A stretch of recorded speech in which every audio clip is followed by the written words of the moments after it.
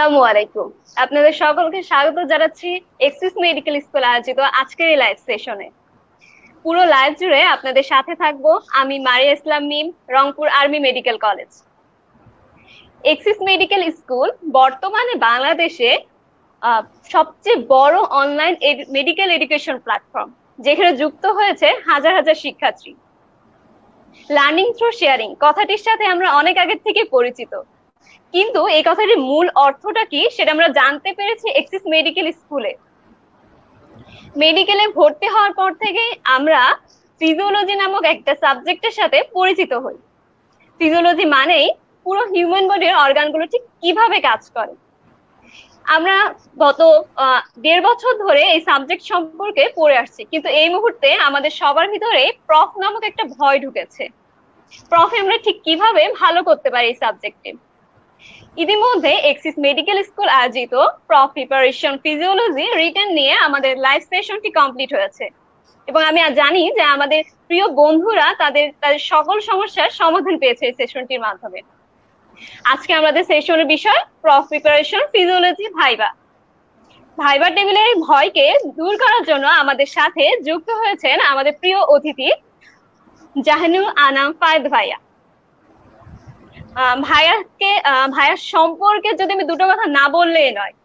ভাইয়া ঢাকা মেডিকেল কলেজের student, session 2015-16, এবং ভাইয়া প্রথম প্রফেশনাল পরীক্ষায় ঢাকা বিশ্ববিদ্যালয়ের অধীনে 8ম স্থান অধিকার করেছেন, এবং ভাইয়া ঝুলিতে রয়েছে ফিজিওলজি এবং বায়োকেমিস্ট্রিতে অনার্স। আসসালামু আলাইকুম ভাইয়া, আপনাকে স্বাগত জানাচ্ছি আজকের এই লাইভ সেশনে। ওয়ালাইকুম আসসালাম মিম, তুমি এত সুন্দর একটা ইন্ট্রোডাকশন দিয়েছো এবং অ্যাক্সিস মেডিকেল স্কুলকেও ধন্যবাদ যে আমাদের বলার সুযোগটা করে দেওয়ার জন্য। ধন্যবাদ ভাইয়া। আপনাকে আরো একবার ধন্যবাদ জানাচ্ছি যে ভাইয়া আপনি আপনার মূল্যবান সময়গুলো থেকে আমাদেরকে সময় দিয়েছেন। আশা করছি আজকের সেশনের মাধ্যমে আমরা ভাইয়ার কাছ থেকে অনেক টিপস জানতে পারবো, অনেক সাজেশন নিব কিভাবে ভাইয়া এত ভালো রেজাল্ট করেছে। আমরাও ভাইয়ার ঠিক সেই পথ ধরে চলতে চাই এবং ভালো রেজাল্ট করতে চাই। ভাইয়া শুরুতে জানতে চাইবো আপনি কেমন আছেন? এই তো আলহামদুলিল্লাহ, এখন পর্যন্ত করোনা মুক্ত আছে, বাসার সবাইও করোনা মুক্ত আছে, এটাই আর কি বড় শুকরিয়া আল্লাহর কাছে। জি ভাইয়া, সবাই এখন সুস্থ থাকাটাই আমাদের কাছে লাখ লাখ শুক্রিয়া যে আমরা সবাই ভালো আছি এখনো। ভাইয়া, ইতিমধ্যে আমরা সকলে জেনে গেছি যে আপনি প্রথম প্রফেশনাল পরীক্ষায় 8ম স্থান অধিকার করেছেন, এবং আপনার ঝুলিতে রয়েছে বায়োকেমিস্ট্রি এবং ফিজিওলজি নামক সাবজেক্টে অনার্স। তো যখন ভাই আপনি এই রেজাল্টটা দেখলেন, তখন আপনার সেই মুহূর্তের অনুভূতিটা ঠিক কেমন ছিল, আমাদের সাথে যদি একটু শেয়ার করতেন। আচ্ছা, এটা প্রথমে আনএক্সপেক্টেড ছিল অবশ্যই, কারণ আমার এক্সাম ওয়াইজ আমি ধারণা করে নিয়েছিলাম যে একটা বোধহয় অনার্স পাবো, প্লেসের কথা কখনোই চিন্তা করিনি। আর আমাদের রেজাল্ট একটু অ্যাটিপিক্যাল ছিল, এই কারণ রেজাল্ট সাধারণত দেখা যায় দুপুরের দিকে দেয়, 2টা-3টার দিকে, বা আরেকটু আগে দিতে পারে, কিন্তু আমরা রেজাল্ট পেয়েছিলাম ঠিক সন্ধ্যায়। তো এমন একটা সময় যে আমাদের স্টুডেন্টরা তখন ডিন অফিসে গিয়েছিল, যে রেজাল্ট এমনি অনেক দেরি হচ্ছিল, ডিন অফিস থেকে রেজাল্ট নিয়ে আসবে, তখন এমনি সন্ধ্যা। তো অনেকক্ষণ হোয়াটসঅ্যাপ গ্রুপে দেখতেছি রেজাল্ট আসতেছে, এই আসতেছে, এই আসবে না, এরকম একটা সময়। তখন আমি ফোন মোটামুটি অফ করে দিয়েছিলাম যে আজকে আর আসবে না, তখন প্রায় 7টা বাজে প্রবাবলি। তখন আমার এক ফ্রেন্ড আমাকে ফোন করে জানাইলো রেজাল্টটা। তো অবভিয়াসলি ওটা মানে বলার মতো না, তখন খুবই ভাল লাগে, এবং মনে হয় যে এতগুলো দিন যে কষ্ট করলাম তখন এটা সার্থক মনে হয় আর কি, একটা রেজাল্ট হলে। জি ভাই, এই যে আপনি বললেন যে সার্থক মনে হলো, আসলে আমরাও যারা প্রফ পরীক্ষা দেব, আমরাও আশা করি যে আপনার মতো একটু হলেও যেন আমরা ভালো রেজাল্ট করতে পারি এবং আমরা আমাদের প্যারেন্টসদের হ্যাপি করতে পারি। এই মুহূর্তে আমাদের সাথে লাইভে যুক্ত হয়েছে অনেক মানুষ, তাদেরকে আরো একবার বলে দিতে চাই যে আপনারা আপনাদের প্রিয় বন্ধুদেরকে মেনশন করুন, শেয়ার করুন এই লাইভ অনুষ্ঠানটি। আমরা চাই না কেউ এই লাইভ সেশনটি মিস করুক। এবং আপনাদের যদি কোনো ধরনের প্রফ ফিজিওলজি ভাইবা নিয়ে কোনো ধরনের প্রশ্ন থাকে, অবশ্যই আপনার কমেন্ট সেকশনে জানাবেন। আশা করছি আমরা ভাইয়া প্রত্যেকটা কোশ্চেনের যথাসাধ্য চেষ্টা করবেন যে উত্তর দেওয়ার। শুরুতেই যেহেতু আমাদের আজকে ভাইবা নিয়ে কথা, জানতে চাইবো যে ভাইবা নিয়ে আপনার কোনো এক্সপিরিয়েন্সটা ঠিক কেমন ছিল? আচ্ছা, ভাইবা নিয়ে আমাদের সময় যেটা হয় যে ফিজিওলজি ভাইবাটা সবার আগে হয়ে যায় আর কি। তো প্রথম প্রফের ভাইবা তো অবভিয়াসলি মানে অনুভূতিটা ভয়ঙ্করই। সকালে আসলাম, প্র্যাকটিক্যাল খাতা জমা দিলাম, তারপরে অসপি হচ্ছিল। তো অসপির সময় আমার মনে আছে যে আমাদের একজন ইন্টারনাল ম্যাডাম বলছিল যে পিক ফ্লো মিটারে। হ্যাঁ, তো ওই অস্পিতে আমাকে উনি পরে ওইখানে অনেকবার প্রশ্ন করা শুরু করতেছিল, যেখানে বল মানে প্রসিডিউর সেশনে যেমন লেখা যে তুমি আগে ব্রিদ ইন নিবা দেন এক্সপায়ার করতো, আমি করলাম, তো ম্যাডাম আমাকে বারবার বলতেছিল যে তুমি নিশ্চয়, আমি তো দেখলাম না। তো এটা একটু like kind of nerve racking ছিল। তো পরে আলহামদুলিল্লাহ যখন বড় ম্যাডামের বোর্ডে ভাইভাটা দিলাম, মানে ওইটা খুব রিল্যাক্সিং ছিল, ম্যাডাম খুব মানে একটা কাম এনভায়রনমেন্ট মেনটেন করে। তারপরে পরেরটাও ভালো ছিল। আমার একটা ঝামেলা ছিল যে আমি প্রতিদিন 16 জনের ভাইভা হইতো, তো মানে I was the 16th person আর কি।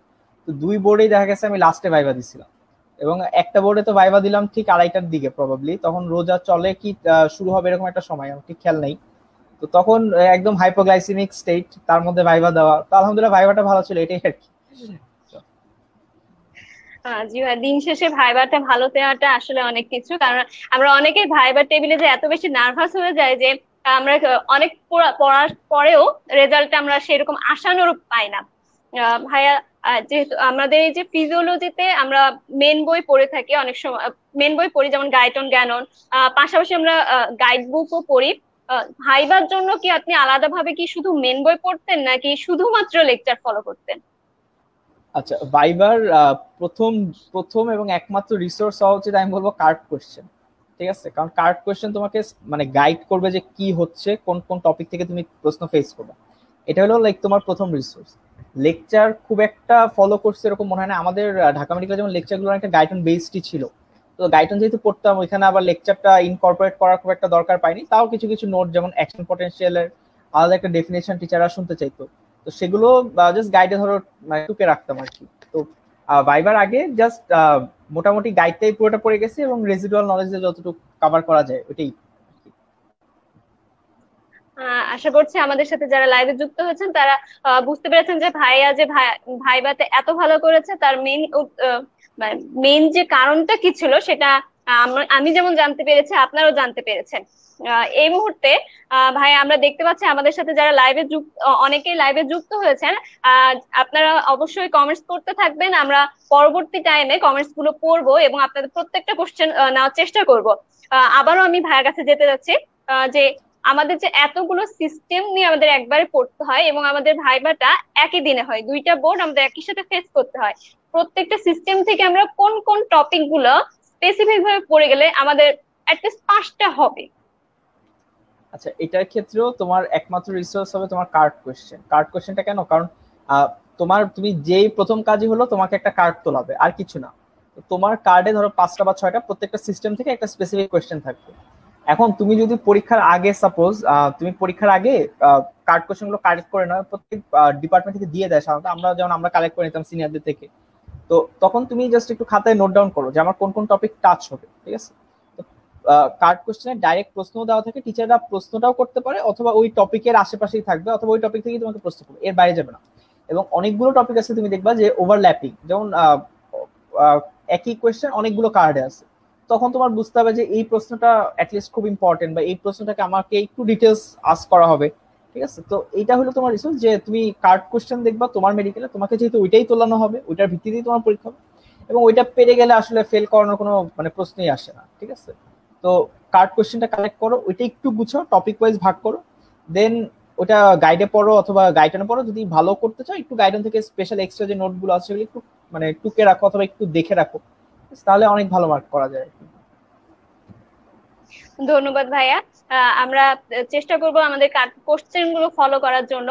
আমাদের যারা কাট কোশ্চেন নিয়ে এখনো সচেতন নই, অবশ্যই আপনারা কোশ্চেন গুলো কালেক্ট করে ফেলবেন এবং এই ছুটিতে কাট কোশ্চেন গুলো একটু সলভ করবেন এবং ভাইয়া ঠিক যেভাবে ইনস্ট্রাকশন দিয়েছেন সেগুলো ফলো করুন।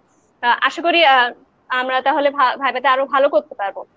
ভাইয়া, ভাইবার দিনে আমরা দেখি যে একই সাথে ভাইবা, অসপি, ট্রেডিশনাল এতগুলো পরীক্ষা থাকে।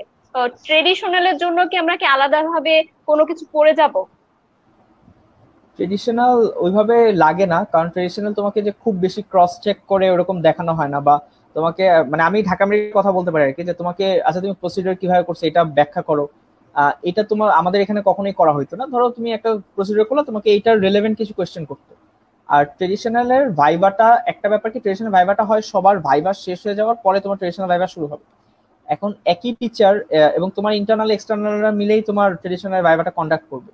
তো এখন এমন একজন টিচার যার কাছে তুমি সাপোজ মেইন বোর্ডে ভাইবা খুব ভালো দিয়েছো, এখন সে দেখবা কি তোমার যখন ট্রেডিশনাল মানে তিনি ভাইবা নিতে যাবে, তো তখন তোমাকে হয়তো মানে কোয়েশ্চেনও কম করবে বা তোমাকে ইজিলি ছেড়ে দিবে, না এছাড়া তো ভালো আমি দেখছি, কোয়েশ্চেনই করে না। তো আমার ক্ষেত্রে আমার এক বোর্ডে মানে ট্রেডিশনাল যিনি নিয়েছিলেন আমাকে ধরো প্রশ্নই করে নাই, তো তখন প্রায় 3টা বাজে, 3:15 বাজে। ওনার কাছে আমি যেহেতু লাস্ট ম্যান ছিলাম, আমি ভাইবা দিয়ে জাস্ট আসছি, তা না উনি আমাকে কোনো প্রশ্নই করেন নাই, ঠিক আছে। ট্রেডিশনাল জন্য আলাদা করে কিছু পড়া দরকার নেই, যেই ট্রেডিশনালটা মানে কমনলি হয় আসে, ধরো ফিজিওলজির জন্য 8টা বা 10টা প্র্যাকটিক্যাল সবাই কমনলি দেখে, তো সেগুলোর আশেপাশে কোয়েশ্চেন গুলোর মধ্যে থাকলেই হয়। যেমন হেমাটোলজি বা ব্লাড থেকে তোমার অনেকগুলো প্র্যাকটিক্যাল আছে, তুমি ব্লাডের ওই টপিকগুলো একটু ভালো করে পড়ে যাও, যে আচ্ছা ইএসআর কোথায় বাড়তেছে কোথায় কমতেছে, জিনিসটা কি, কেন বাড়তেছে কেন কমতেছে, তোমাকে ওই রিলেভেন্ট প্রশ্নই সাধারণত করা হয়, প্রসিডিউর ইউজুয়ালি জিজ্ঞেস করা হয় না। জি ভাইয়া। ভাইয়া যেমন বললেন যে ট্রেডিশনাল ওইভাবে জিজ্ঞেস করে না, কিন্তু প্র্যাকটিক্যাল ভাইবা প্র্যাকটিক্যাল ভাইবা কি ভালো করাটা খুব বেশি জরুরি? প্র্যাকটিক্যাল ভাইবাটা মানে আহ, তোমার ওই দিনে তোমার পুরো কনসেন্ট্রেশনটা থাকবে, 1 নাম্বার তোমার অসপি, সেকেন্ড তোমার মেইন যে ভাইবা, ঠিক আছে। অসপিতে যদি তুমি খুব ভালো করো, আহ, মানে অসপির মার্কটা তখন পর্যন্ত টিচারদের কাছে যায় না, ঠিক আছে, এটা একটা কথা, যে মানে কিছু ছোট ছোট ট্রিক্স আছে, যে অসপির মার্কটা টিচারদের কাছে যায় না, তো অসপির ইমপ্রেশন তোমার কাছে ক্যারি করবে না, কোনো ক্যারি করতেছে না। আর ইয়েতে দেখা যায় যে মেইন বোর্ড ভাইভাতে ওইটাই হলো তোমার ইমপ্রেশন বানানোর জায়গা। তুমি যদি এখানে ইমপ্রেশন বানায় ফেলো, মানে আমাদের এমনও দেখা গেছে যে একজন এক বোর্ডে খুব ভালো করছে, তাকে টিচাররা চেষ্টা করে যে আরেক বোর্ডে একটু বলে টলে হয়তো একটু কি তোমার মানে সেটা ধরো অনার্সের খুব কাছাকাছি, তো টিচারাই তখন ট্রাই করে যাচ্ছে ওই বোর্ডে একটু খারাপ হলো কোনো কারণে, হয়তো একটু নার্ভাস হয়ে গেলে ওই বোর্ডে একটু বলে টলে দিই বা ট্রেডিশনাল মার্কটা এভাবে বাড়ায় দিই। অসপি যেহেতু মানে তোমার চেক লিস্ট ওয়াইজ তোমার নাম্বার, এখানে কিন্তু নাম্বার বেশি দেওয়ার স্কোপ নাই, হসপিটালের জন্য ফোকাস করবো, সেকেন্ড ফোকাস শুড বি তোমার মেইন ভাইবা। তুমি যদি এই দুইটাতে যথেষ্ট ভালো মার্ক তুলতে পারো, তোমার ট্রেডিশনাল টিচাররাও একটু লিবারাল থাকে, ট্রেডিশনাল ওইভাবে টিচাররাও গুতায় না, আর তোমাকে ওখানে ট্রেডিশনাল ফেলের আমরা কোনোদিন শুনি যে ট্রেডিশনালে কেউ ফেল করছে। আর ওখানে মার্কিংটা ধরো মোটামুটি একটা গ্রস লেভেলে থাকে, যাদের দেখা যায় ইমপ্রেশন ভালো বা একটু ভালো পারছে ওই 1-2 মার্ক বেশি দিয়ে দেয়, এইভাবে হয় আর কি। জি ভাইয়া, আপনি যেমনটা বললেন যে অস্পিতে মেইন ফোকাসটা দিতে, অস্পিতে যে অনেক সময় যে ট্রেডিশন আমরা প্রসিডিউর স্টেশন থাকে, 2 মিনিটে একটা আমাদের প্রসিডিউর কমপ্লিট করতে হয়, ওই সময় আমরা অনেকে পাজেলড হয়ে যায় যে 2 মিনিটে আমরা কিভাবে কমপ্লিট করব। ভাই এই যে আপনি আপনি তো এই পথগুলো খুব সুন্দরভাবে পার করে এসেছেন, আপনি যদি আমাদেরকে একটু ট্রিক্স বলতেন যে কোন কোন ট্রিক্স গুলো আপনি ফলো করতেন, যে যাতে এই প্রসিডিউর স্টেশনটা আপনি খুব ভালোভাবে পার করতে পারতেন। আচ্ছা, তো এটার ক্ষেত্রে তুমি প্রসিডিওরে জাস্ট চেকলিস্টটা মাথায় রাখো, দ্যাটস যে আমার কি কি করতে হবে। যেমন আমাদের একটা ছিল যে আরবিসি আরবিসি পিপেট অথবা ডাব্লিউবিসি পিপেট দিয়ে যে ব্লাড নেওয়ার একটা ছিল, তো এখানে একটা পয়েন্ট মানে চেকলিস্টে একটা পয়েন্ট যে তুলা দিয়ে তোমার টিপটা মুছতে হবে। এখন এটা ধরো মানে টিচাররাও বলতো এটা একদম ইনসিগনিফিকেন্ট, এখানে কিছু ব্লাড থাকেও না, আর যেহেতু তোমার চেকলিস্টটা আছে, তুমি যদি তুলাটা না দিয়ে এটা জায়গা করে দাও, তুমি এখানে 1 মার্ক তোমার মিস। এখানে প্রথম কথাই তোমাকে চেকলিস্টটা মাথায় রাখতে হবে। চেকলিস্টটা এমন যে তুমি যখন একটা প্রসিডিউর করতে যাচ্ছ, তোমার জন্য মানে মনে করতে না হয় যে আচ্ছা এটার কি ছিল তারপরে কি, তোমার কি ছিল তারপরে কি, হ্যাঁ, মানে এটা it should be spontaneous to you. আচ্ছা, এটা এটা করে আর পরীক্ষার আগে দেখা যায় যে অস্পিড 1 দিন বা 2 দিন আগে সবাই দেখা যায় যে ট্রেডিশনাল করতে যায়, তখন একটু সময় নিয়ে নিজে প্রত্যেকটা মানে প্র্যাকটিক্যাল নিজের হাতে মানে প্রসিডিউর গুলো অ্যাটলিস্ট নিজের হাতে একবার করা। ধরো তুমি আরবিসি মানে ডাব্লিউবিসি চিনা, ঠিক আছে, এটা তুমি ওই সময় না করলেও তুমি পারবা, যে তোমার থিওরিটিক্যাল নলেজ থাকে তুমি পারবা, কিন্তু ওই প্রসিডিউর গুলো তুমি যতবারই করো না কেন তোমার আরেকবার করা উচিত, মানে নিজের হাতে, এবং চেকলিস্টটা মাথায় রেখে, তাহলে কোনো মার্কে তোমার মিস যাবে না। জি ভাই, আমরা বুঝতে পেরেছি যে প্রসিডিউর স্টেশনটা ঠিক কি কি ফলো করলে আমরা প্রসিডিউর স্টেশনে ফুল মার্কসটা পেতে পারি। ভাই আমরা আবার একটু কমেন্ট সেকশনে যাচ্ছি। আমি দেখতে পাচ্ছি যে অনেকে কমেন্টস করেছে। সাবরিনা ইসলাম লিখেছে, আসসালামু আলাইকুম ভাইয়া। ভাইয়া ওয়ালাইকুম আপনার আসসালাম। কাছে আমার একটি প্রশ্ন আছে। ভাইবা বোর্ডে যাওয়ার পর কি ইন্টারনাল এবং এক্সটার্নাল দুজন টিচারকে কি আলাদা আলাদা ভাবে সালাম দিতে হবে? না, তুমি জাস্ট যে মানে গেলা আসসালামু আলাইকুম বল দাঁড়ায় থাকবা, ওনারা বলবে আচ্ছা বসো, তখন বসবা, শেষ। এসে নেই মানে টিচাররা খুব মানে কুল কাম থাকে, ইউজুয়ালি দেখা যায় যে এক্সটার্নালি লিড নেই, মানে এক্সটার্নালি কোশ্চেন করতে থাকে, তুমি কোনো জায়গায় ঝামেলায় পড়ে গেলে তখন ইন্টারনাল তোমাকে বাঁচাবে, জিনিসটা এরকম আর কি। তো এটা নিয়ে খুব বেশি চিন্তার কিছু নেই, তোমার ইন্টারনাল যেহেতু আছে, ঠিক আছে, অনেক সময় বেস্ট টিচাররাও থাকে। আশা করি সাবরিনা ইসলাম তার উত্তরটি পেয়েছেন, যে যে কিভাবে আমরা সালামটা দিব আর কিভাবে আমরা ওই টাইমটা ফেস করব। যেহেতু ভাই আমরা সালামের ব্যাপারে চলে আসলাম, আমার আপনার কাছে একটা প্রশ্ন আছে যে যে বলা হয় যে ভাইবা ভোটে গেট আপের ব্যাপারটা চলে আসে, যে কিভাবে ইমপ্রেশন আমরা যদি ঠিকভাবে গেট আপ না নিয়ে যাই আমাদের ইমপ্রেশনে ইফেক্ট করতে পারে। এই ক্ষেত্রে ভাই আপনার কি মতামত? এটা তো মানে অবশ্যই খুব ইম্পর্টেন্ট, প্রফেট এটা সবাই সাধারণত মেনটেন করে।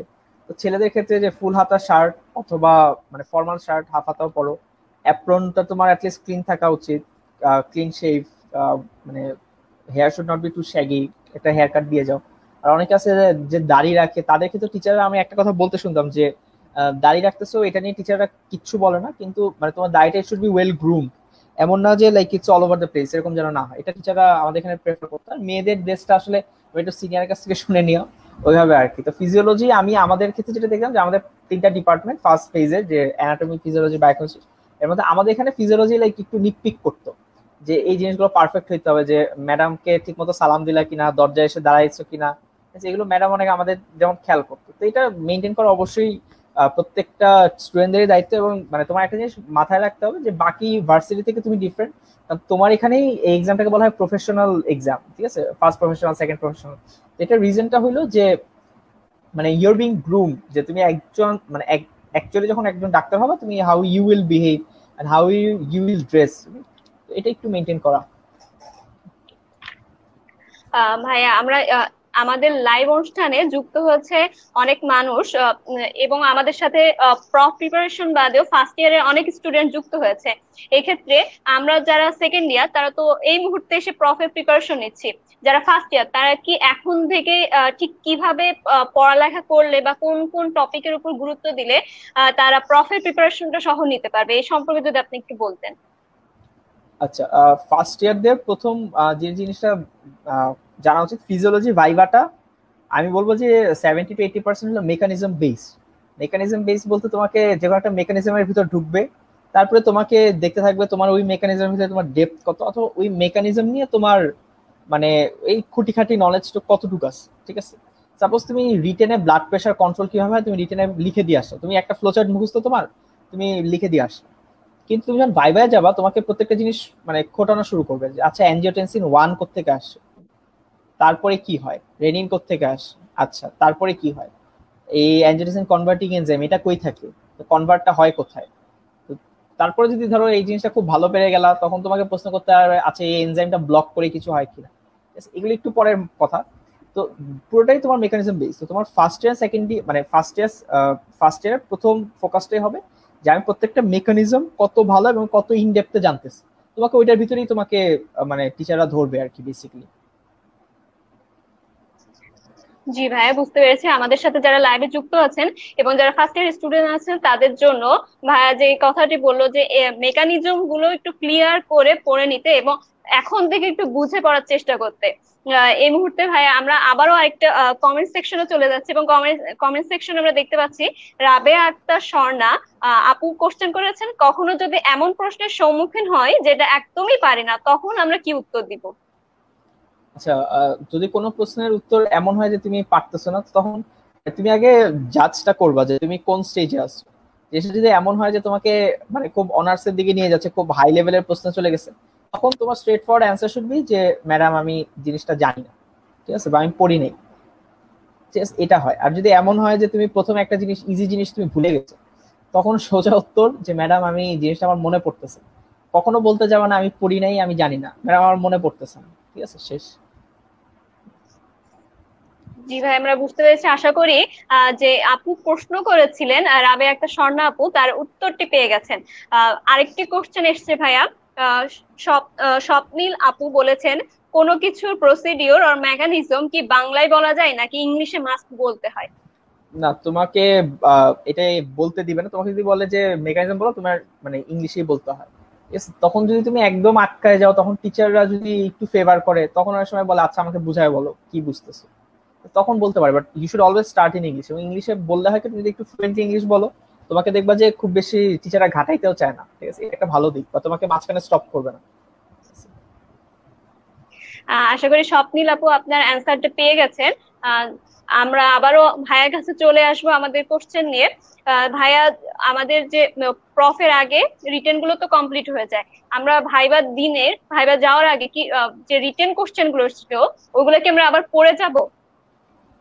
না, ফিজিওলজির ক্ষেত্রে রিটেন প্রশ্ন কখনো ধরে না, এটা বায়োকেমিস্ট্রিতে মাঝে মাঝে করা হয় যে তুমি পারতেছো না, আচ্ছা রিটেন কোশ্চেন ধরা শুরু করে, কিন্তু ফিজিওলজিতে আমি কখনো দেখিনি এটা হইতে। তুমি জাস্ট কার্ড কোশ্চেনটাতে ফোকাস থাকো, ওই টপিক গুলো ফোকাস থাকো, মানে তোমাকে কিছু না পড়ে তোমাকে ফার্স্ট মানে তোমার ফার্স্ট কোশ্চেনটা হবে কার্ডের প্রথম প্রশ্নটা, ঠিক আছে? তো ওইটাতে যদি তুমি সাপোজ অনেক সময় টিচার জিজ্ঞেস করা যে ফিজিওলজি ডেফিনেশন বলো, ঠিক আছে, বা হোমিওস্টেসিসের ডেফিনেশন বলো, তুমি যদি ওইগুলোতে তুমি ফল্ট করে ফেলো তাহলে ঝামেলা। তো মাথাটা একটু লাইট রাখবা, মেকানিজম গুলো মনে রাখবা, একদম হুবহু গাইড বলার দরকার আছে বা মেইন বই আমি এখানে যে তুলে দিব জিনিসটা তা না, তোমার যতটুকু মানে রেসিডুয়াল নলেজ আছে ওটা দিয়ে তুমি বেসিক্যালি ফেস করো।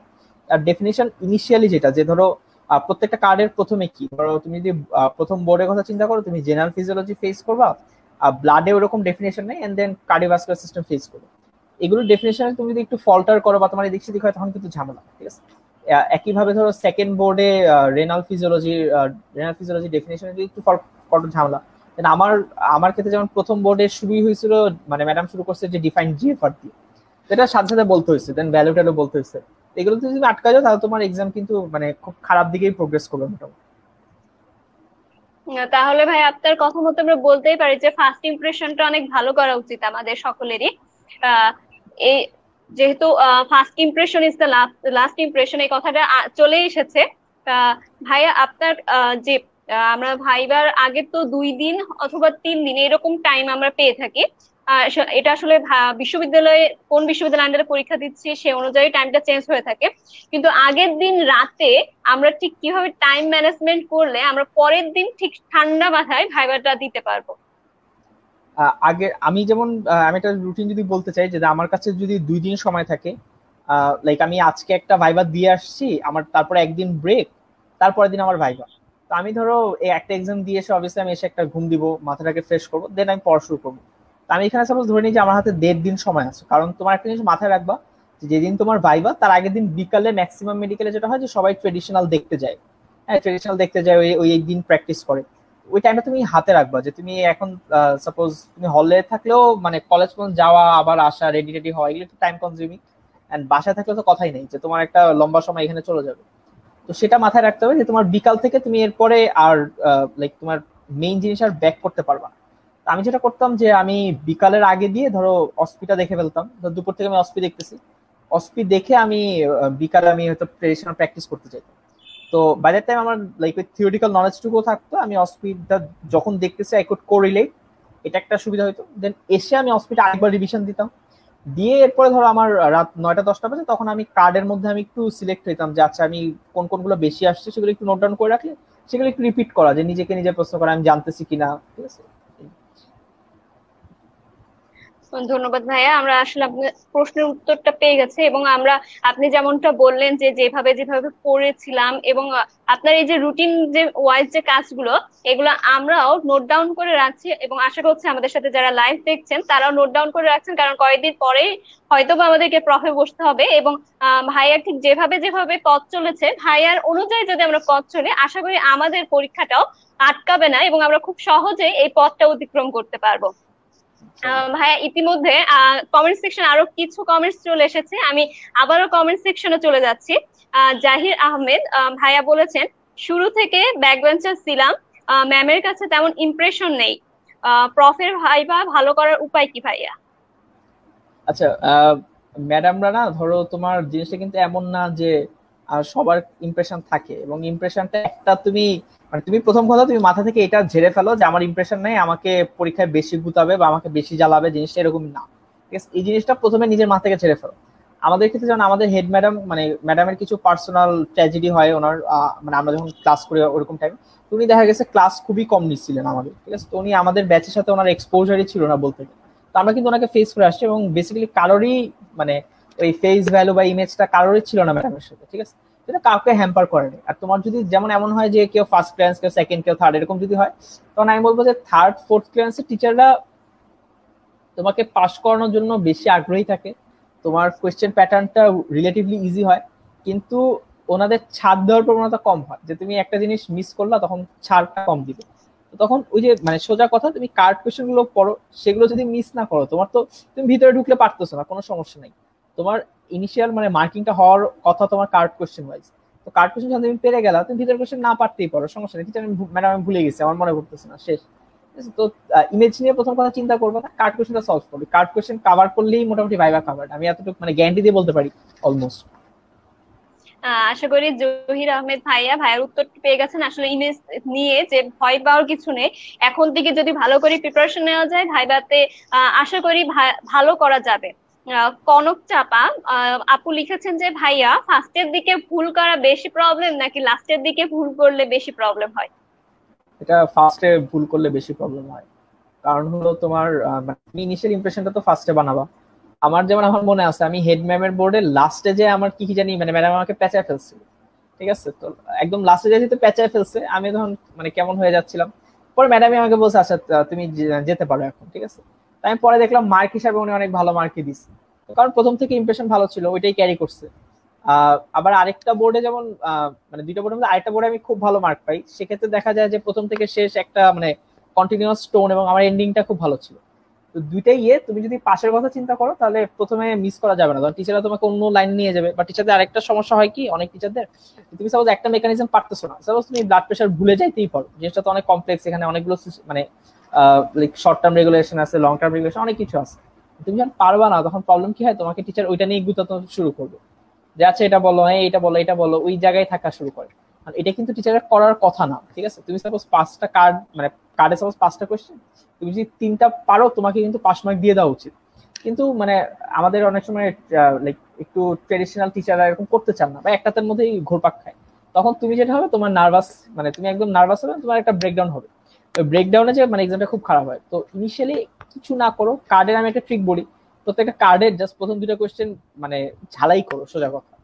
প্রথমে থাকবে আইদার একটা ডেফিনেশন, জেনারেল ফিজিক্স একটা ডেফিনেশন থাকে, সেকেন্ডে সিবিএস এর যেমন একটা টপিক থাকে। তুমি এই দুইটা জাস্ট ঝালাই করো, যেন এই দুইটাতে তুমি মানে আটকে দাও। তারপরে মোটামুটি আমতা আমতা করলেও মোটামুটি পাস হয়ে যায়, মানে বোর্ড গুলো কাভার দিয়ে দিয়ে ফেলা যায় আর কি। এটা হলো একদম লাইক লিস্ট ট্রিক।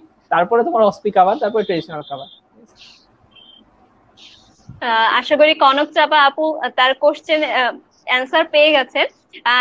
ভাইয়া যে কথাগুলো বললেন তার ভিতরে আমাদের যদি পাশ করতে হয়, আমাদের ভিতরে অনেকে আছে শুধুমাত্র পাশ করতে চায়, তাদের জন্য সবচেয়ে সহজ উপায় হচ্ছে কাট কোশ্চেন গুলো নিয়ে ফার্স্ট দুটো কোশ্চেন আমরা খুব সুন্দরভাবে মুখস্থ করে ফেলবো, তাহলে আশা করছি আমরা পাশ করে যাব। ভাইয়া আরো একটি কোশ্চেন এসেছে। এমডি সোহেল রানা ভাইয়া বলেছেন প্রফের ভাইবাতে বা পরীক্ষার আগে টেনশন মুক্ত থাকার উপায় যদি বলতেন। আচ্ছা, টেনশন মুক্ত থাকার উপায় মানে যেহেতু তোমাদের ফার্স্ট প্রফ, যে অবভিয়াসলি লাইক সবাই টেন্সড হবা, আমার ধরো ফার্স্ট প্রফের পরে দুইবার প্রফ দেওয়ার অভিজ্ঞতা হইলো। তো যেটা প্রফের ব্যাপারে সত্যি কথা কি, যে এটা পুরোটাই অনেকটা লাকের ব্যাপার, এবং কোন দিন তোমার লাক কিরকম হবে তুমি আসলে জানো না। এটা প্রথম কথা, মানে এটা মাথায় তুলে নাও যে মানে আমার লাক এখানে একটা বড় ফ্যাক্টর, ঠিক আছে? তোমার কোন কার্ড তুলতেছে, সাপোজ তুমি 99টা টপিক পারো, একটা টপিক পারো না, একটা টপিকেরই কার্ড আসতে পারে, তো এটা লাক, ঠিক আছে? এটা লাক, এটা একটা। তো এটা একটু মাথায় রেখে জিনিসটা লাইটলি নাও। তারপরে কথা হলো, যেহেতু তোমাদের ফার্স্ট প্রফ, আমরা দেখছি যে ফার্স্ট প্রফটা মানে টিচাররাও সবচেয়ে লিবারাল থাকে, যে মানে পাস পাস করানোর ক্ষেত্রে, ঠিক আছে? বাকি প্রফে কিন্তু এরকম থাকে না। তো ফার্স্ট প্রফে খুবই লিবারাল, তো এখানে এত এটাও ভেবে না যে আমার টিচাররাও আমাদের সাথে আছে। আর থার্ড আমি যে জিনিসটা বলবো, এটা লাইক এটা পুরোটাই আমার মাইন্ডসেট, এটা আমি ক্যারি করি, যে like never let anything like truly get to you. এটা বলতে আমি কি বুঝাই, যে তুমি এখন যে জিনিসগুলো পড়তেছো, তুমি সাপোজ ভাইভাতে একটা জিনিস পারলা না, আচ্ছা আমি পারলাম না, তো তুমি জিনিসটা আমি পারি না এটা চিন্তা না করে এইভাবে চিন্তা করো যে this is something I need to learn, এবং দেন শিখে ফেলো। একটা ভাইভা দিয়ে যদি তুমি একটা টপিক শিখতে পারো, সেটাও কিন্তু তোমার গেইন, ঠিক আছে? আর আরেকটা জিনিস সেটা হলো যে তুমি অ্যাকচুয়ালি তো পড়তেছো আসলে পেশেন্টের জন্য, তো ওই জিনিসটা মাথায় রাখবা, এবং সবকিছু লাইটলি নেওয়া। ডাক্তারি তো আসলে একটা লম্বা সময়, এবং যত যাবা দেখবা যে মানে ইট উইল এক্সস্ট ইউ, মানে তুমি পড়ে শেষ করার আগে ইট উইল এক্সস্ট ইউ, এবং যত পড়বা ততই বেশি। ওই মাইন্ডসেটটা ক্যারি করে যে আমাকে তো সারাদিনই পড়তে হবে, সবসময় পড়তে হবে, পাস ফেল থাকবেই, কোনো কিছুই মানে নিজের পর্যন্ত আসতে না দেওয়া আর কি। আর অ্যাকচুয়ালি দেখো, তুমি ফিজিওলজি একটা ডেফিনেশন দিয়ে তো তুমি আসলে ডাক্তার হবা না। তো জিনিসটা লাগে, জিনিসটা ফিউচারে অনেক লাগে, এবং তুমি রিক্যাপ করার সময় পাবা, তাই না? কারণ কোনো কিছু যদি ল্যাকিংস থাকে, তুমি মানে ইন্টারনেট পরে একবার পড়বা, তুমি পোস্ট গ্রাজুয়েশন সময় একবার পড়বা, সাবজেক্টে ঢুকে গেলে একবার পড়বা এবং কন্টিনিউয়াসলি এটা রিপিটিশন হতেই থাকে। তো এই জিনিসগুলো নিয়ে নিজেকে একটু লাইটলি নাও। অনেকে থাকে যে অনেকে এরকম থাকে যে ভাই আমি আমার ফ্রেন্ডরা এত ভালো পারে আমি পারি না, সমস্যা নাই তো, তুমি আজকে সময়টুকু নাও, তুমি ওই সময়টাকে নিয়ে পড়ো, সে যখন মানে চিল করবে, সে যখন ব্রেস্ট নেবে তখন তুমি পড়ো, তো কাভারটা তো হয়ে যায়। ঠিক আছে, ফার্স্ট পর্যায়ে একটু রিল্যাক্স থাকো, কার্ড কোশ্চেনটা সলভ করো, তাহলেই হবে মোটামুটি। আশা করি সোহেল রানা ভাইয়া তার উত্তর পেয়ে গেছেন। ভাইয়া আমাদের আরেকটি কোশ্চেন এসেছে। সামিনা আহমেদ ওরপি আপু বলেছেন, ভাইয়া ডেফিনেশন গুলো ভাইবার জন্য কি করব? ক্লাসে তো বলে প্রফেসরের ডেফিনেশন পড়তে হবে, বাট এক্সটার্নাল জন্য ডিফাইন গুলা কি করব? কিভাবে ডিফাইন গুলা বললে ভাইয়া ভাইবাতে তারা হ্যাপি হবেন? আচ্ছা, এটা তো অবভিয়াসলি একটু সিলেক্টিভ। তো মানে আমি খুব কম জায়গায় দেখছি যে খুব কম ডেফিনেশন ভ্যারি করে, যে আই প্রফেসর এভাবে শুনতে চায় বা মিলে না। তো তুমি সোজা কথা, আমি ইয়েতেও যেটা করতাম যে আমি জাস্ট গাইড অন ডেফিনেশন সব পড়ে গেছি। তার কারণ হলো তুমি একটা টিচারের ডেফিনেশন যদি তুমি বলো, সেই টিচার থাকলেই তুমি মানে পার পাবা। একটা এক্সটার্নাল যদি তোমাকে বলে যে এই এটা কই পাইলা, তখন সাপোজ তোমার ইন্টারনাল পাশে বসে আছে, তোমার ইন্টারনাল তোমাকে ডিফেন্ড নাই করতে পারে, তোমার ইন্টারনাল চুপ, তখন তুমি কি উত্তর দিবে? তাই না? তা গাইটন পড়লে সোজা কথা গাইটনে পড়ছে, এখন তোমাকে বোকা দিতে পারে, বাট উনি একদম টোটালি ডেফিনেশনটা ফালাই দিতে পারবে। তো ডেফিনেশন আগে টিচারটা যদি পড়তেও হয় বা তুমি শিওর থাকো যে টিচার বসতেছেনি, তখন পড়ো, একটু দেখো। বাট মানে যদি ফার্স্ট ইয়ার হয়ে থাকো, গাইটন জাস্ট গাইটনের ডেফিনেশনই পড়বো, আর কিছু পড়া দরকার নেই। আর প্রফের আগে কিছু ডেফিনেশন অনেক সময় দেখতে হয় যে টিচাররা ইয়ে বা এক্সটার্নাল যদি তুমি জানতে পারো যে অমুক টিচার আসবে, উনি যে মেডিকেলের, সেখান থেকে একটু শুনে নাও, দরকার হয় যে ওনার ফেভারিট কোনো টপিক আছে কিনা, এগুলো একটু শুনে নিয়ে আগানো যেতে পারে আমার মনে হয়। আশা করি অর্পি আপু তার কোশ্চেনের অ্যান্সার পেয়ে গেছে। ডেফিনেশন গুলো যদি আমরা শুরু থেকে গাইডন থেকে পড়ি, তাহলে লাস্ট দিন পর্যন্ত আমরা নিজেরাই উপকৃত হব। হয়তোবা শুরুতে আমাদের খুব কঠিন মনে হবে ডেফিনেশন গুলো পড়তে, যে ভাইয়া যেরকমটা বললেন যে যারা ফার্স্ট ইয়ার স্টুডেন্ট তারা অবশ্যই যেন এখন থেকে এই অভ্যাসটা গড়ে তোলে। যারা সেকেন্ড ইয়ার মানে আমার মতো স্টুডেন্ট, তাদের হয়তোবা এই সুযোগটা আর এখন করা সম্ভব নয়। তবে ভাইয়ার এই পরামর্শটা আমি আমার ফিউচারে যখন আমরা পরবর্তী ফেজ গুলোতে ডেফিনেশন মুখস্থ করবো, তখন অবশ্যই কাজে লাগাবো, যে মেইন বই থেকে একবারে ডেফিনেশন গুলো মুখস্থ করে ফেলবো। ভাইয়া আমাদের আরেকটি কোশ্চেন আমরা পেয়েছি। মোহাম্মদ অলিউল ইসলাম ভাইয়া বলেছেন, কোনো মেকানিজম ইংলিশে বলার মাঝে কিছু বলার পরে বাংলাতে বলার পারমিশন নিতে পারবো কিনা? আশা করি আমরা এই প্রশ্নটাই আমরা ইতিমধ্যে ভাইয়ার কাছ থেকে অ্যান্সার জেনে গিয়েছি। ভাইয়াকে বলবো যে আপনি আমাদের রেকর্ডেড লাইভটা দেখুন, তাহলে অবশ্যই আপনি আপনার অ্যান্সারটা পেয়ে যাবেন। ভাইয়া, যেহেতু আমরা অনেকগুলো কোশ্চেন ইতিমধ্যে কমেন্ট সেকশন থেকে নিয়েছি, এই মুহূর্তে আপনার কাছে আমার একটি প্রশ্ন। সেটা হচ্ছে, আমরা অনেক সময় আপুদের কাছ থেকে শুনে থাকি যে ভাইবা বোর্ডে আমাদেরকে স্পেলিং লিখতে দেওয়া হয়, যে হ্যাঁ এই বানানটি লিখো, ওই বানানটি লিখো। এই ক্ষেত্রে ভাইয়া কোন ধরনের বানান আসলে আমাদের লিখতে দেওয়া হয়, বা কিভাবে আমরা এর জন্য প্রিপারেশন নিতে পারি, আপনি যদি একটু আমাদের সাজেশন দেন। এটা দেখা যায় সাধারণত যেসব বানান মানে যেসব ডেফিনেশন তোমাকে ধরা হয় সেসব থেকে সাধারণত আমাদের এখানে যেমন এটা কখনো মানে করতে দেওয়া হতো না, কিন্তু গ্রাফ মানে গ্রাফ যে তুমি সাপোজ রিটেনে যেসব গ্রাফ প্র্যাকটিস করতেছো সেগুলো দিত। তো যেমন অক্সিমোগ্লোবিন ডিসোসিয়েশন কার্বনের সময় একটা খাতা দিয়ে বলতো আচ্ছা আঁকো, হ্যাঁ এটা এগুলো করতো, গ্রাফটা আঁকতে দিত। আমাদের এখানে আমরা পাইনি যে কখনো স্পেলিং লিখতে দিচ্ছে, এটা আমরা পাইনি। তুমি জাস্ট তুমি গ্রস যেসব ডেফিনেশন করতেছো, যেসব মানে বারবার আসতেছে, তো ওইরকম তো ফিজিওলজিতে ওইরকম ডেফিনেশন হয়তো এরকম নাই যেটা ধরো মানে খুব টাফ বা সবাই মিস করে, এরকম ডেফিনেশন তো নাই, মানে like quite common medical terms গুলাই। তো সেটা একটু জাস্ট মাথায় রাখা, লিখতে দিলে যেন আমি উপস্থিত বুদ্ধিতে লিখতে পারি। আর গ্রাফ গুলো আঁকতে দেওয়া হয়, এটা একটু মাথায় রাখা যেতে পারে যে মাঝে মাঝে গ্রাফ গুলো আঁকতে দেওয়া হয়। আশা করি ভাইয়া যেরকম বললেন যে গ্রাফ গুলো আঁকার প্র্যাকটিস করতে হবে, যারা আমার মতো একটু ফাঁকিবাজ আছে তারা যেন এখন থেকে একটু গ্রাফ গুলো আঁকার প্র্যাকটিস করে নেয়, তাহলে অ্যাটলিস্ট ভাইবা বোর্ডে যে আমরা একদম ব্ল্যাঙ্ক হয়ে যাব না, বা স্যাররা যখন আমাদেরকে বলবেন যে গ্রাফ আঁকো, তখন যেন আমরা একদম স্থির হয়ে বসে না থাকি। ভাইয়া যে কথাগুলো আমাদের সাথে শেয়ার করছেন, আশা করি আমি যেমন উপকৃত হচ্ছে, আপনারা উপকৃত হচ্ছেন। আপনাদেরকে আরো একবার বলে দিতে চাই, আপনারা আপনাদের প্রিয় বন্ধুদেরকে মেনশন করুন। আপনাদের কোনো ধরনের প্রশ্ন থাকলে তা অবশ্যই আমাদের কমেন্ট সেকশনে জানাবেন। আমরা চেষ্টা করব আপনাদের প্রত্যেকটি কোশ্চেনের অ্যান্সার দেওয়া। ভাইয়া, আপনার কাছে আমি আবারও যেতে চাই। ভাইবা যখন আমরা এক বোর্ড থেকে আরেক বোর্ডে যাই, সেই সময় আমাদের একটা মেন্টাল একটা স্ট্রেস থাকে। এই সময় আমরা মেন্টালি কিভাবে একদম স্থির ভাবে বা আহ, কোনো ধরনের টেনশন ছাড়াই এক বোর্ড থেকে আরেক বোর্ড কভার করব। বা আমাদের আর অনেক সময় দেখা যায় যে আহ, জি ভাইয়া তুমি শেষ বলুন। করো। আচ্ছা, তো এটা, আচ্ছা আমি বলি, তো এটা হলো যে এটা সবারই থাকবে, এবং একটা বোর্ড সাধারণত যদি খারাপ হয়ে যায় তখন বেশি ফেস করা হয়। তো নিয়মটা সাধারণত এরকম যে তুমি এক বোর্ড দিলা, তারপরে তুমি যখন এসে পড়ো তুমি ট্রেডিশনালি যাবা, দেন ওই বোর্ডের ডাক পড়তে মানে কিছু সময়, মানে আধা ঘন্টা থেকে 40-45 মিনিট সময় লাগে। তো তোমার যেটা কাজ সেটা হলো জাস্ট মাথায় এতটুকু রাখো যে একটা বোর্ড যদি তোমার দেখা গেছে খুব খারাপ হয়ে যায়, তুমি আরেকটা বোর্ডে কিন্তু কাভার করে ফেলতে পারবা। এটাও তোমার প্রথম কথা, যে লাইক নেগেটিভ চিন্তাটা না, মানে পেসিমিস্টিক চিন্তা ভাবনা না করে যে আচ্ছা আমি, আমার মনে হয় আমি কাভার করতে পারবো, এই চিন্তাটা রাখা। যে আমি এখানে যদি লাইক 2-3 মার্কও বেশি পেয়ে যাই আমাকে কিন্তু গ্রেস দিয়ে দিবে, হ্যাঁ, এটা একটু মাথায় রাখা। তো এটা হেল্প করে যে তোমার এক বোর্ড খারাপ হয়েছে এটা চিন্তাটা মাথা থেকে সরানোর জন্য। প্রথমে এটা সরাও, তারপরে যদি কমন ডেফিনিশন থাকে কিছু, যেমন তুমি এখন ফার্স্ট বোর্ড হয়ে গেল, তুমি সেকেন্ড বোর্ডে যাবা, বা তোমার সেকেন্ড বোর্ড আগে হইলো দেন তুমি ফার্স্ট বোর্ডে যাচ্ছ, তো কমন ডেফিনেশন গুলো তুমি চাইলে ফ্রেন্ডদের সাথে একটু ওই ট্রেডিশনালি বলা বলি করতে পারো, ঠিক আছে?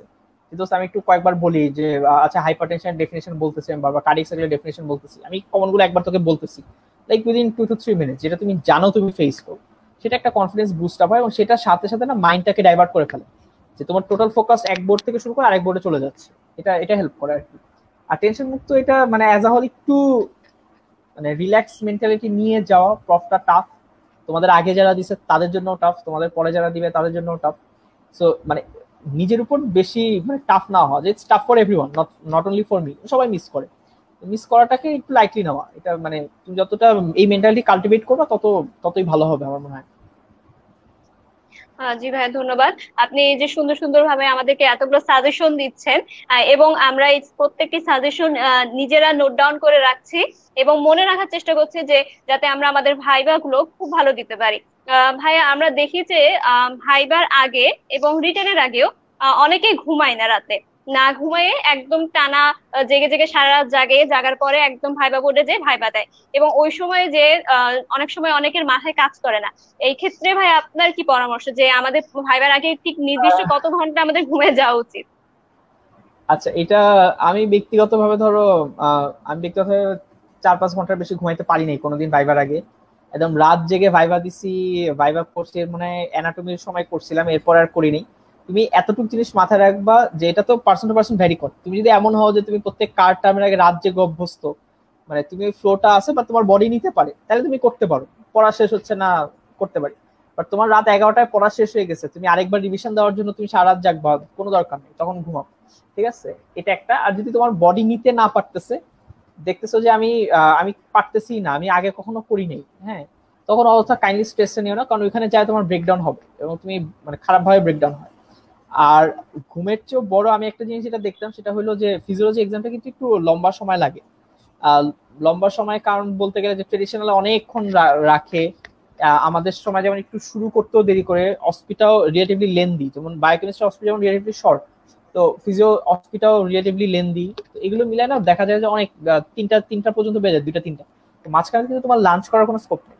তো তুমি জাস্ট মেক শিওর করবা তুমি ব্রেকফাস্টটা করতেছো, আর চকলেট বা কিছু রাখো, কারণ আমার মনে হয় যে ঘুম কম হওয়ার চেয়েও না হাইপোগ্লাইসেমিক হওয়াটা আরো খারাপ, মানুষ যে হাইপোগ্লাইসেমিক হয়ে যাচ্ছে সে বুঝেও না, মানে হয়তো একটু খারাপ হয়ে লাইট হেডেডনেস, মানে লাইট হেডেডনেস আসা শুরু করলে তখন বুঝে যে না কিছু একটা হচ্ছে, কিন্তু এর আগে বুঝে না, এবং তখন আর রিকল মেমোরিটা চলে যায় যে আমি কি পড়ছিলাম মনে নেই। যদি একটু মেকশিওর করো, তুমি 12টার দিকে দরকার একটা চকলেট খেয়ে নিলাম শেষ, এটা একটু মেকশিওর করা। কখনো যদি রাত না জেগে থাকো কোনো দরকার নেই। জি ভাই, আপনি যেমনটা বললেন যে চকলেট একটু সাথে রাখার কথা, আমরা এই কাজটা অবশ্যই করব, কারণ অনেক সময় আছে আমরা ব্রেকফাস্ট না করে পরীক্ষা দিতে চলে যাই। অনেকে টেনশনের কারণে পরীক্ষা সকালে খেতে পায় না, তাদেরকে ভাই যেমনটা বললেন যে হাইপোগ্লাইসিমিয়া হলে হয়ে গেলে অনেকেই বুঝতে পারে না। অবশ্যই এই ব্যাপারে আমাদেরকে খেয়াল রাখা উচিত। ভাই আমরা দেখছি কমেন্ট সেকশনে কিছু প্রশ্ন এসেছে। সামিনা আহমেদ ওরপি আপু আবার বলেছেন যে ভাইয়া ভাইবার জন্য যদি বলতেন কোন কার্ড টপিক গুলান মোস্ট ইম্পর্টেন্ট। ফার্স্ট ইয়ারে ওই আপু পড়ে, তাহলে ভাইয়া ভাইবার জন্য ওইগুলো ভালো করে পড়তাম, পরে কাজে দিত। আচ্ছা, এটা ওই যে তোমার, তুমি যদি ফার্স্ট ইয়ার থাকো তুমি এখনই চাইলে কার্ড কোশ্চেন কালেক্ট করো, অবভিয়াসলি এটা থাকে সিনিয়রদের কাছে, তুমি জাস্ট তোমার কার্ড কোশ্চেনটা মিলায় তুমি জাস্ট টপিক গুলো লিখে ফেলবা, দ্যাটস ইট। এটা আমি মানে টপিক গুলো কেন বলতেছি না, কারণ টপিক গুলো অনেকগুলো, ধরো তোমার total viva topic around 40 to 50 cover করে, এতগুলো তো আমার পক্ষে এখন বলা পসিবল না। আরেকটা ব্যাপার হলো এটা মানে মেডিকেল টু মেডিকেল ভ্যারি করে। আমাদের মেডিকেলে কার্ড থাকতো অনেক, তো অনেক প্রাইভেটে হয়তো কম থাকতে পারে, অনেক জায়গায় আরো বেশি থাকতে পারে। তুমি তোমার জাস্ট সিনিয়রদের কাছে জিজ্ঞেস করে এটা জাস্ট একটু নোট ডাউন করো যে আমার কোন কোন টপিক আমি পরীক্ষায় ফেস করবো, যাচ্ছে। আর সিনিয়রদের কাছে জিজ্ঞেস করলে অবভিয়াসলি এমন সিনিয়র পাবা যারা বলবে এই ফার্স্ট ইয়ারে কার্ড কোশ্চেন কেন, বাট জাস্ট মাথায় রাখো তোমার প্রিপারেশন তোমার কাছে, তুমি আগে থেকে গুছিয়ে রাখলে লাস্টে লোডটা তোমারই কম পড়বে। তো যারা একটু হেল্পফুল সিনিয়র আছে বা তার চেয়েও সিনিয়র, ধরো থার্ড ইয়ার ফোর্থ ইয়ার পরে, তাদের কাছে দরকার হয় কার্ড কোশ্চেনটা দাও, নিয়ে লিখে রাখো যে তাদেরটা দেখতে পারো আর কি। তুমি যেহেতু মানে ফার্স্ট ইয়ারে আগ্রহী, এটা করতে পারো। আশা করি অর্পি আপু তার কোশ্চেন অ্যান্সার পেয়ে গেছে। সাইফুল ইসলাম ভাইয়া বলেছেন যে ভাইয়া ভাইবাতে কয়টা কোশ্চেন না পারলে প্রফেসররা ফেল দিয়ে দিবে? এটা এটা তো পুরোটাই টিচারদের উপর। অনেক সময় যে ধরো একটাও পারতেছো না, তোমাকে পাস করাই দিতে পারে। তো সাধারণত দেখা যায় যে তুমি 50%-এর আশেপাশে থাকলে টিচাররা তোমাকে ফেল করায় না। ঠিক আছে, এখন আরেকটা ব্যাপার হলো কি যে মানে এটা অনেক জায়গায় যেটা হয় যে আমি যে বললাম যে তোমাকে ফার্স্ট কোশ্চেন টিচার আটকায় দিল, এমন হইতে পারে তোমাকে নেক্সট কোশ্চেনে যাচ্ছেই না। ঠিক আছে, এটা হইতে পারে। তো এরকম অনেক সময় করে টিচারের মানে প্রশ্ন করার কথা উনি করতেছেন না, অনেকে মানে ওই জায়গাটা থেকে টিচাররা ওই মাইন্ডসেটটা থেকে বের হতে পারে না। তখন তোমার মাথায় রাখতে হবে যে সেকেন্ড বোর্ডে তোমার কাভার দিতে হবে। আর আরেকটা ব্যাপার একটু বলে রাখি, যখন সাধারণত ফেল করানো হয় তোমাকে দেখা যায় যে 5 মার্ক কমে ফেল করানো হয়। 5 মার্ক কমে ফেল করানো হওয়ার কারণে তুমি অপোজিট বোর্ডে যদি জাস্ট 2-3 মার্কও বেশি পেয়ে যাও, তুমি কিন্তু you are eligible for grace. হ্যাঁ, তো এটা মাথায় রেখে জাস্ট একটু লাইট মানে লুজ নেওয়া জিনিসটা, যে আচ্ছা আমি তো ওই বোর্ডে আমি কাভার দিতে পারবো। এটা মাথায় রেখে। আশা করছি সাইফুল ইসলাম ভাইয়া তার উত্তরটা পেয়ে গেছেন। ভাইয়া কমেন্ট সেকশন থেকে এবার আমি আবার আমার কোশ্চেনে চলে আসছি। আমরা অনেকগুলো ভ্যালু ফিজিওলজিতে পেয়ে থাকি, বিভিন্ন যেমন প্লাজমা প্রোটিন থেকে শুরু করে সবকিছুর ভ্যালু। এই ভ্যালুগুলোর আমাদের ভাইবা বোর্ডে কি এই ভ্যালুগুলোর ঠিক কতটা ঠিক মতো পারা আমাদের জন্য উপকারী? আহ, যদি আমরা কখনো ভুল করে ফেলি তখন কি আমাদের কি ফেল হওয়ার সম্ভাবনা থাকে? আচ্ছা, ভ্যালু কিছু ভ্যালু তো অবভিয়াসলি অনেক ইম্পর্টেন্ট। ব্লাডের কোনো ভ্যালু যদি মিস করো, টিচার এটা খুবই মাইন্ড করে। তো একটা প্লেটলেট কাউন্ট কত বা ডাব্লিউসি কাউন্ট কত, ডিফারেন্সিয়াল কাউন্ট কত, এই যদি বলতে না পারো টিচাররা খুবই মাইন্ড করে। ধরো তুমি কস পারলা না, যে আচ্ছা নিউট্রোফিলিয়ার কস কি, ইউসিনোফিলিয়ার কস, এগুলো মাঝে মাঝে ভাইভাতে ধরে, পারলা না, ইটস ওকে, তোমাকে ছাড় দিও। বাট এই বেসিক ভ্যালুগুলা, আরেকটা জিনিস মাথায় রাখবে, ভ্যালুগুলাও ইভেন তোমার কার্ড কোশ্চেনে থাকে। ঠিক আছে, সাপোজ কার্ডে একটা টপিক দিয়ে দিল প্লাজমা প্রোটিন, হ্যাঁ, তখনই তোমাকে জিজ্ঞেস করবো আচ্ছা প্লাজমা প্রোটিন কোনটা কত থাকে। কার্ডে একটা কোয়েশ্চেন দিয়ে দিল নিউট্রোফিল নিয়ে, তখন তোমাকে জিজ্ঞেস করবো আচ্ছা নিউট্রোফিলের কাউন্ট কত, মানে জিনিসগুলো কোরিলেট হয়। তো ওই কার্ড কোয়েশ্চেনটা দেখে নিলে তুমি বুঝে যাবা এমন কোনো মানে মানে গ্রস যে ভ্যালুগুলো লাগে সেগুলোর মধ্যেই কিছু একটা থাকে, এমন কোনো ভ্যালু তোমাকে জিজ্ঞেস করবে না যেটা তুমি জীবনে শোনো নাই। ঠিক আছে, এই আর কি। জি ভাই, ধন্যবাদ ভাইয়া। আমরা চেষ্টা করব যে আমাদের ভ্যালু গুলো যে একটু সুন্দরভাবে নোট ডাউন করে রেখে দিতে, যাতে পরীক্ষার আগে আমরা একটু সুন্দরভাবে চোখ বুলে যেতে পারি এবং ভ্যালু গুলো সুন্দর ভাবে পড়তে পারি। ভাই আরো একটি কোশ্চেন এসেছে, সাইফুল ইসলাম ভাইয়া বলেছেন যে ভাইবার জন্য কি রিটেনের পড়া পড়তে হবে? আহ, আমরা ইতিমধ্যে ভাই আমাদেরকে এই প্রশ্নের উত্তর দিয়ে দিয়েছে। সাইফুল ইসলাম ভাইয়াকে রিকোয়েস্ট করব আপনি এক্সিস মেডিকেল স্কুলের অফিসিয়াল ফেসবুক পেজে রেকর্ডেড লাইভটা পেয়ে যাবেন এবং সাথে সাথে আমাদের ইউটিউব চ্যানেলেও এই লাইভ অনুষ্ঠানটি পেয়ে যাবেন। আপনি একটু কষ্ট করে লাইভ অনুষ্ঠানটি দেখবেন, তাহলে আপনি আপনার উত্তরটা পেয়ে যাবেন। আমরা এই মুহূর্তে লাইভের একদম শেষ পর্যায়ে চলে এসেছি। লাইভ শেষের আগে ভাইয়ার কাছে আমি জানতে চাইবো, আমরা পরপর দুটো সেশন করলাম ফিজিওলজি প্রিপারেশন নিয়ে। ভাইয়া আপনার ঠিক কেমন লাগলো যে আপনি আপনার ছোট ভাই বোন গুলোর সাথে এত সুন্দর সুন্দর মেমোরি শেয়ার করলেন এবং এত সুন্দর সুন্দর করে আমাদেরকে বুঝিয়ে দিলেন যে কিভাবে পড়তে হবে, এত ভালো আমাদের সাজেশন দিলেন, টিপস দিলেন। আপনার ঠিক কেমন লাগলো আমাদের সাথে আহ এই টাইম গুলো দিয়ে? আচ্ছা, আমার তো অবভিয়াসলি খুব ভালো লাগতেছে, এবং ফার্স্ট ইয়ার সেকেন্ড ইয়ার তো মেডিকেলের একটা স্বর্ণযুগ বলা চলে। তারপরে তো মাঝখানে একটা পুরো জায়গাটাই ব্লার হয়ে যায়, আবার ফিফথ ইয়ার যায় আবার মজা। তো যেহেতু মানে আমার এই ভালো ভালো স্মৃতিগুলা, ওই মেমোরিজ গুলা মানে স্মরণ করার সুযোগটা আসলে হয়েছে এটার মাধ্যমে, এটার জন্য আমি আসলে অনেক গ্রেটফুল। এবং এই লাইফে যদি কারো উপকার হয়ে থাকে, তাহলে মানে সেটাই আমাদের আসলে সার্থক হবে। কারণ ভাইবার আগে আমরাও এই জিনিসটা মানে আমরাও এটা ফেস করছি যে আচ্ছা কি হবে না হবে, একটা মোরাললেস একটা বেসিক গাইডলাইন দেওয়া যে দিস ইজ দ্য ফরম্যাট, এটা ফলো হয় এটা। এবং মানে এই যেহেতু লাইভটা ইউটিউবে আছে, ফেসবুক আছে, মানে ইটস অ্যাক্সেসিবল টু এভরিওয়ান। তো এটা মানে অ্যাক্সিসকেও ধন্যবাদ যে সবার জন্য এই সুযোগটা করে দেওয়ার জন্য, এবং আমাকে যে সুযোগটা দেওয়া হচ্ছে এটার জন্য আমি অবভিয়াসলি অনেক গ্রেটফুল। জি ভাই, ধন্যবাদ আপনাকে, অসংখ্য ধন্যবাদ।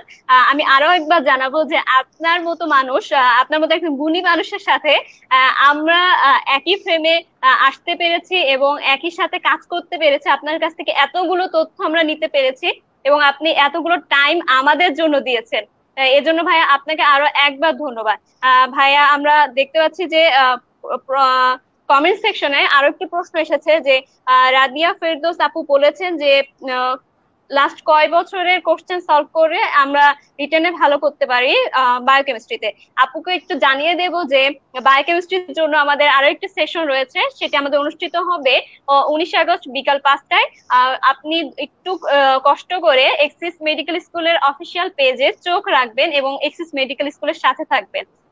ভাইয়া, আপনাকে আরো একবার ধন্যবাদ জানাই, কারণ আপনাকে যতবার আমরা ধন্যবাদ জানাবো ততই কম হবে, কারণ আপনার মতো একজন মানুষ আমাদেরকে সময় দিয়েছে, এটার জন্য আমরা গ্রেটফুল। ধন্যবাদ জানাবো আমার দর্শক প্রিয় বন্ধুদেরকে যারা এতক্ষণ আমাদের সাথে ছিলেন। আজকের এই লাইভ অনুষ্ঠানটি পরিচালনা করার জন্য ব্যাকস্টেজ থেকে একটা টিম নিরলস পরিশ্রম করে যাচ্ছে। ধন্যবাদ জানাবো টিমের প্রত্যেকটি সদস্যকে। আমরা ইতিমধ্যে অ্যানাটমি এবং ফিজিওলজিতে কিভাবে ভালো করতে পারি প্রফে সে সম্পর্কে 4টা সেশন কমপ্লিট করেছি। অনেকের মনে প্রশ্ন, বায়োকেমিস্ট্রিতে আমরা কি করব। বায়োকেমিস্ট্রি এই যে প্রশ্ন যে কি করব, কি করলে ভালো হয়, এগুলো নিয়ে আমাদের আরো 2টা সেশন রয়েছে।